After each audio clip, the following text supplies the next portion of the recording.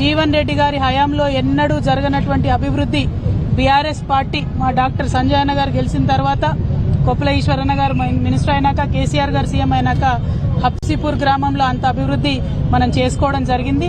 జరిగినటువంటి అభివృద్ధిని ఓర్వలేక మరి అధికారం మారిన వెంటనే మా సర్పంచ్ గారిని జైల్లో వేయడం అన్నది చాలా దారుణం. కక్షపూరితంగా ఇట్లా జీవన్ రెడ్డి గారు మా కార్యకర్తల పైన కేసులు పెట్టడాన్ని మేము చూస్తూ ఊరుకోం.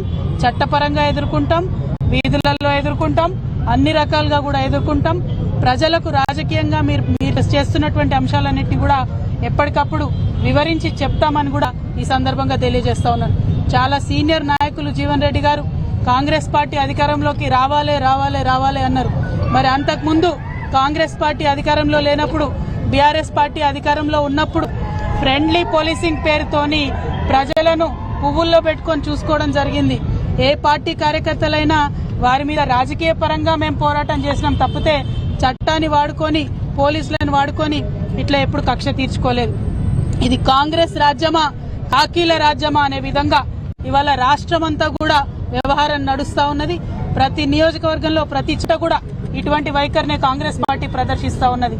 కాకపోతే జీవన్ రెడ్డి గారికి మేము హితవు చెప్తా ఉన్నాం, ఇటువంటి వైఖరి ఎక్కువ రోజులు నిలబడదు, ప్రజలు తిరగబడతారు. ఇప్పుడు మీరు వాగ్దానం చేసినటువంటి అమలు చేసేటటువంటి ప్రయత్నం చేయండి. మీరు అలవి కాని వాగ్దానాలు చేసి అధికారంలోకి వచ్చినారు, వాటిని అమలు చేయండి, ప్రజల కోసం పనిచేయండి. కానీ ఇతర పార్టీ నాయకులు, కార్యకర్తల మీద కక్షపూరితంగా వ్యవహారం చేస్తే ప్రజలే దాన్ని తిప్పికొడతారు. తెలంగాణ ప్రజలందరికీ కూడా వినమ్రంగా మేము విజ్ఞప్తి చేస్తూ ఉన్నాం. నిన్న కూడా మీరు చూసినారు, యూనివర్సిటీలో శాంతియుతంగా ధర్నా చేస్తున్నటువంటి ఆడపిల్లల్ని జుట్టుబట్టి లాగి మహిళా పోలీసులు మరి పడగొట్టినటువంటి పరిస్థితిని మీరు చూసినారు. ఇట్లా పోలీసులు ఇటువరకు ఎప్పుడు కూడా తెలంగాణ రాష్ట్రంలో వ్యవహరించినటువంటి దాఖలాలు లేవు. మరి ఇవాళ కాంగ్రెస్ పార్టీ వచ్చినాక కొత్త ఒరవడి ప్రారంభమైంది. మరి ఇటువంటి అధికారం పోలీసులకు ఇచ్చి ఇది నిజంగా కాంగ్రెస్ పార్టీ రాజ్యమా, కాకీల రాజ్యమా అనే విధంగా చేస్తా ఉన్నారు.